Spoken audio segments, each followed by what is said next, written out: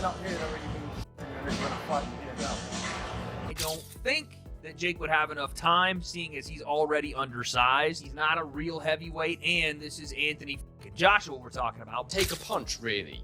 If he takes a big punch from Jake Paul, if he gets hurt in any way by Jake Paul, if he doesn't absolutely ice Jake Paul within a few rounds of this 8-round scheduled bout, well then it really affects his credibility. Tensions boiled over at the press conference when Anthony Joshua confronted Jake Paul over what he perceived as blatant disrespect. The former heavyweight champion responded with visible anger, making it clear that Paul's comments and behavior had crossed a line. The heated press conference was only the beginning of the wider debate surrounding the proposed clash between Jake Paul and Anthony Joshua. Soon after, experts across the boxing world began weighing in on the risks and real implications of such a fight.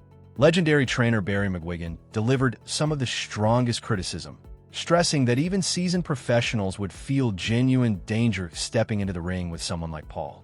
Drawing on decades of experience around elite punchers, McGuigan emphasized that one clean shot is all it takes to completely change the course of a fight, highlighting just how dangerous and unpredictable this matchup could truly be. Some people are saying, AJ's grabbing the bag. There's nothing wrong with that, because anybody else, if they got offered that kind of money, they would do it. And some people are suggesting he might damage his legacy. Well, where do you sit with the decision of him taking that fight? And it's a professional 8-round fight as well. Yes, it's a highly dangerous fight for Jake Paul. I don't know what he's doing, unless they have done some sort of caveat or some sort of agreement that he says he's going to go easy on him, or he's not going to go flat out.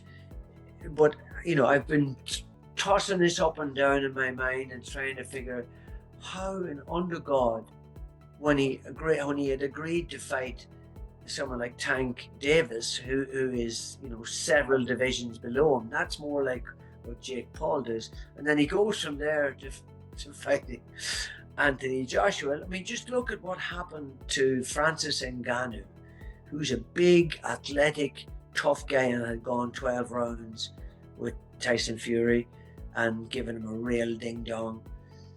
And then he gets absolutely obliterated in a round and a half against Joshua. That shows you, despite the fact that he's been knocked out since by Daniel Dubois, who could knock out anybody, by the way, in any weight division or in any era of the heavyweight division. He's such a powerful guy, he could knock anybody out if he hits them properly. But it just seems utter madness. And Wade, host of the Wade Concept podcast, revealed what he calls Jake Paul's secret weapon ahead of the Anthony Joshua fight. According to Wade, Paul has been training with multiple heavyweight sparring partners specifically chosen to replicate Joshua's size, height, and overall physical presence. These sessions are designed to expose Jake to true heavyweight power while fine-tuning his timing, defense, and strategy. By facing fighters who closely mirror Joshua's physical attributes, Paul is trying to prepare himself for the unique speed, strength, and pressure he would encounter inside the ring. Anthony Joshua fight, if you're Jake Paul, who hasn't fought someone in the top, realistically, the top 50, I know Tommy Fury is ranked in the top 50, but anyone that is a top 50 fighter, even in your weight class, let alone a top 10, top 5 heavyweight in Anthony Joshua, who was a 2-time heavyweight champion of the world. Can you get prepared for a guy like that if you brought in, let's just say, a deity, freaking Zeus, Hercules, whoever, to prepare you? Could you do it? I don't think that Jake would have enough time, seeing as he's already undersized. He's not a real heavyweight, and this is Anthony fucking Joshua we're talking about. But I will say there were rumors going around that Jake was not taking this fight as seriously as he needed to. That Jake was dilly-dallying, flying to go see F1 in Miami after his press conference, and then going to see his girl all the way in the Netherlands if she's trying to qualify for, I think, the Olympics or something else. There was this post from his girlfriend. I don't know if, again, this was in the Netherlands or where it was at. or maybe this is an old picture, but Jake flying around the world when he has a fight in about 4 weeks is probably not the greatest look, and it doesn't seem to make it look like he's taking it as serious as he needs to, locked away in the gyms of Puerto Rico. Now, again, that could have been a different picture, that could have been something else, but that's pretty shocking to see. With that being said, I want to push back on that because I do think Jake is taking this as seriously as he absolutely needs to, because this is not only the toughest fight of his career, it's the most dangerous to the longevity of his career, to his health and well-being. And so to do something like that, you need to bring in the best help possible to get ready. We already heard that Jake Paul was preparing for Anthony Joshua by sparring the guy that Anthony Joshua was about to fight in Cassius Chaney. This gentleman right here, who was 24-3 from B-More, aka the DMV, and apparently is a top 100 heavyweight, even though it doesn't say he's actually a top 100 heavyweight. That was what he was being marketed as. Spencer Oliver, a former professional boxer turned analyst, views the potential Anthony Joshua versus Jake Paul matchup through a broader cultural lens. Speaking on a panel of experts, Oliver suggested that this fight represents more than just a competitive contest. It carries symbolic importance for the sport of boxing itself.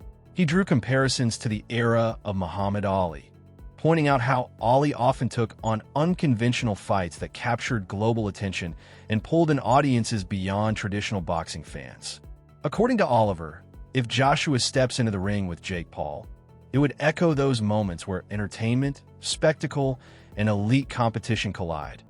Oliver believes the matchup could introduce boxing to a new generation of viewers who don't typically follow heavyweight bouts, while also testing Joshua's ability to stay focused in a highly unconventional setting.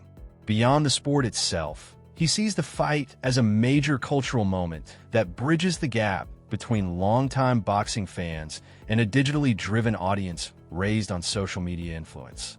By engaging with Jake Paul's massive online following, Joshua would be tapping into a broader demographic, particularly younger fans. Analysts argue that this crossover could significantly boost boxing's visibility, open new revenue streams, and attract fresh sponsorship opportunities. In that sense, the cultural impact of the fight may prove just as important as the result inside the ring, potentially marking a turning point in the modern evolution of professional boxing. Goes in, pops him a few times in the face, walks out of 150 million quid. No one will remember the fact he fought Jake Paul. They'll remember the fact he knocked Klitschko out in Wembley in 2017. Totally agree with that. So I'm kind of, whilst I don't like it, and I don't like the way that Jake Paul gravitates to these brilliant athletes and like a moth sucks the life out of them because he gets a benefit of association, because I think they deserve all the association.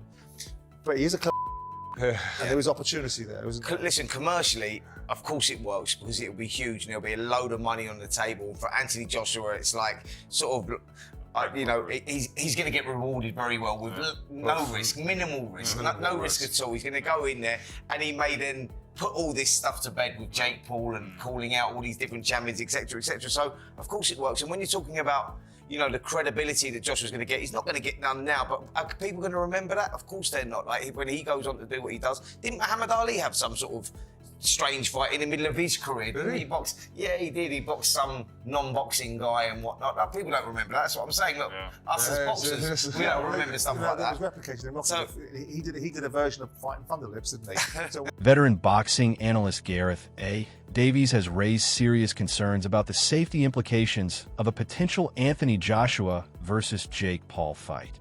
He points to the significant weight difference and a vast gap in professional experience as factors that push the matchup to the edge of what is considered safe inside a professional ring. Davies warns that a full-force contest could turn dangerous quickly, especially if Joshua connects with clean, powerful shots early. While the idea of a social media star challenging an established heavyweight may generate excitement and curiosity, he believes the physical risks make the fight deeply questionable. Davies, along with other experts, stresses that promoters and regulatory bodies must thoroughly assess safety protocols, as the consequences of a poorly judged matchup could be severe for both fighters. So, as I am with you, there is a danger in this fight. The odds are Joshua's 1-12. Obviously, Jake Paul is 6-1. Yeah,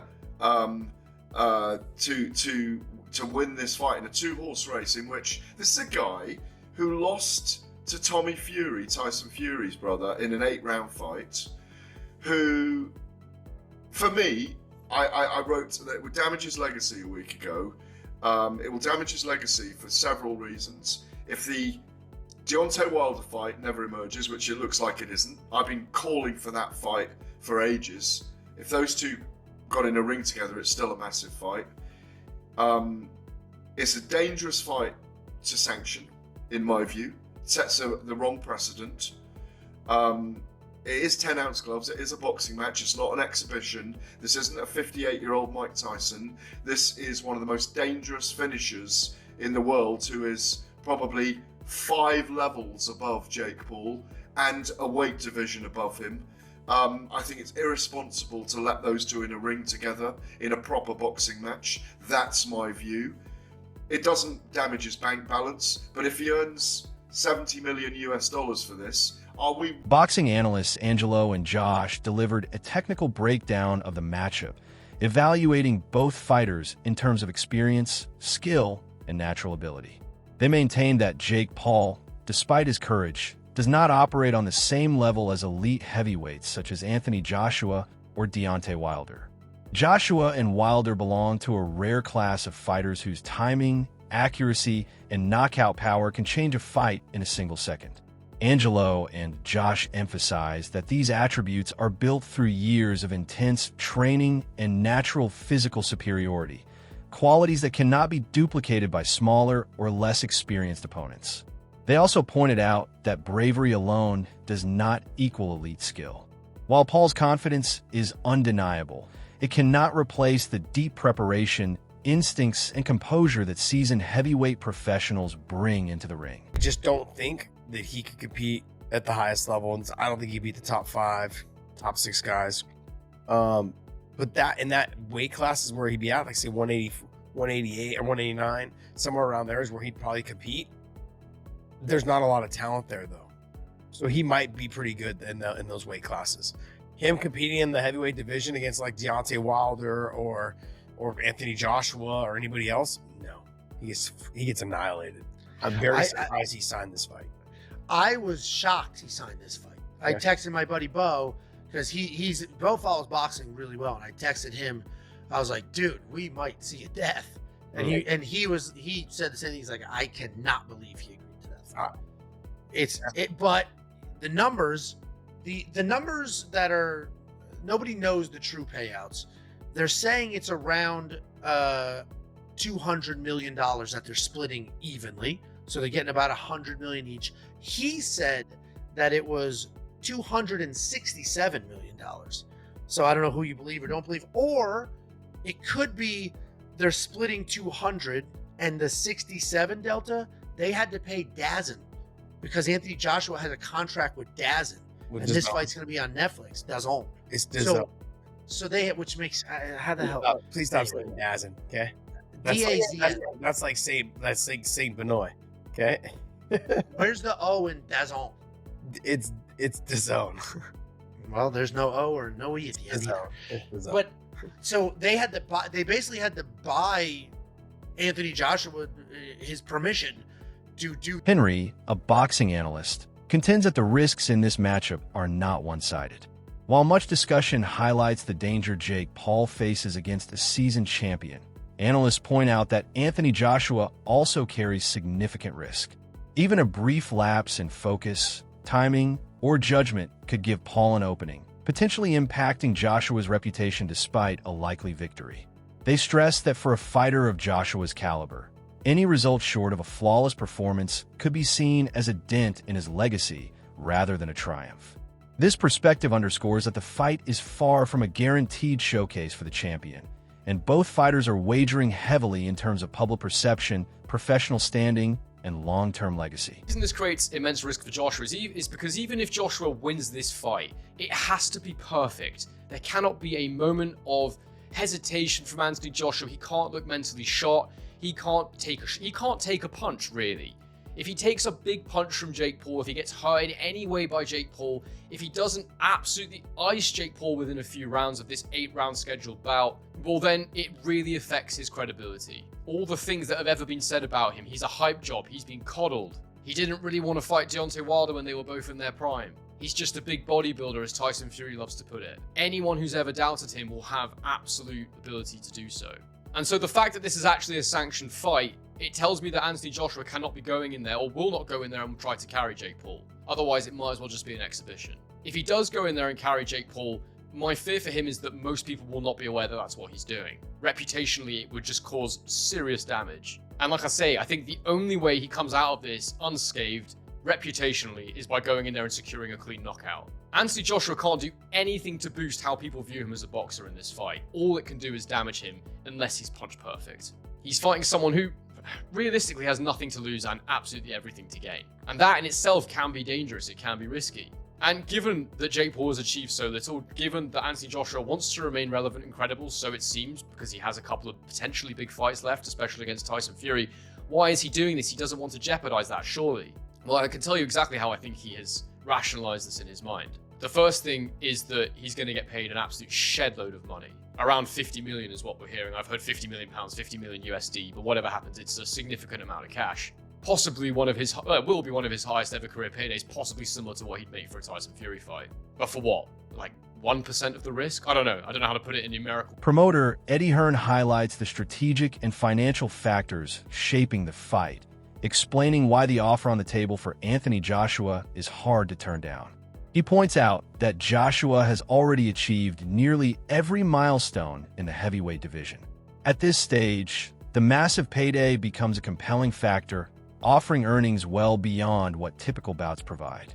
Before we just say about the ring, well, Mike Coppinger about that one's in the works and looking likely for December. What can you tell? Yeah, not yet. I mean, there has been conversations, obviously. I think it comes down to how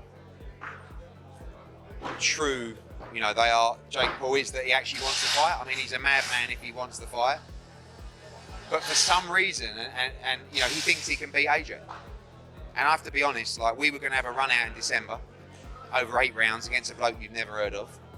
And we may end up having a run out against Jake Paul for a career high payday. I don't see how we can turn it down. When I asked you about it a couple of days ago, you said that at that time you never really got into the financials. Have those been discussed now? Have you discussed the financial element? There has been some conversations around that, and it is, it's a huge amount of money. And I think AJ would be mad if he didn't do it, and I think he will do it if Jake Paul is genuine. We may wake up tomorrow with these people and they've announced another fight. Honestly, anything could happen. So I still can't get my head around the fact that this guy wants to challenge AJ. There's some respect to him if it's true, but we shall see. To end on that note, I spoke to Alfie Sharman earlier. He said that himself or DAZN have had no conversations about AJ potentially taking that fight. Obviously, AJ is exclusive to DAZN. What's the situation with regards to that? Because I know everybody. Apparently the fight's done. Obviously, it's not done because those conversations have to take place. I'm very confident that I can have some positive conversations with DAZN. Obviously, we'll be on a clock, but it's a 50-50. Last one from me. I saw Chris McKenna tweeted that Anthony Joshua currently doesn't have a British Boxing Board of Control licence. Obviously, it's not unusual for someone who isn't fighting currently, he's inactive, to let it run out. But he'd have to apply for one to face Jake Paul again, and then they'd have to approve a fight. Do you think that'd be? Former world champion David Haye highlights the inherent unpredictability of boxing. He cautions that, even with Joshua heavily favored, no fight's outcome is certain once the opening bell rings. Haye stresses that underestimating any opponent, regardless of their experience or background, can produce surprising results. While acknowledging the steep challenge Jake Paul faces, Haye emphasizes that every professional in the ring deserves full respect. This unpredictability adds intensity to the matchup, keeping both the fighters and the audience alert and fully engaged throughout the contest. It was only a couple of months ago that we were told it was really close, and then it was Jake and Tank, and now that's off for other reasons. Your initial reaction to the fact that December Miami might be on? Yeah, jumping from Gervonta Davis all the way up to Anthony Joshua seems absurd. It doesn't seem like it's a reality. Seems very Jake Paul. It seems, but sometimes these crazy things. Who would have ever thought Francis Ngannou would get a shot against Tyson Fury? When we first started talking about it, it's like that's never going to happen. And when it did, we saw Tyson Fury have a very, very tough night, getting knocked down and scraped through on points. Anything's possible in boxing. I think the chances of Jake Paul beating Anthony Joshua, I don't know. He's got a very, very low chance. I can't see any way that Jake Paul can win a boxing match with 10, 12 ounce gloves on with Anthony Joshua. Anthony Joshua, you know, world champion, silver medalist, Olympic gold medalist, 2-time heavyweight champion.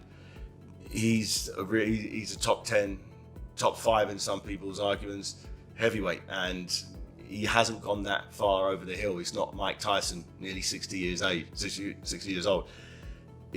I can't see it happening, but if it can happen and AJ wants it, then obviously it's going to be a massive payday as well as a massive spectacle. It will be an absolute crush box office numbers, and unfortunately for Jake, that will be potentially his last fight in boxing. That's it for today's video. Stay tuned for more updates, and we'll see you in the next one.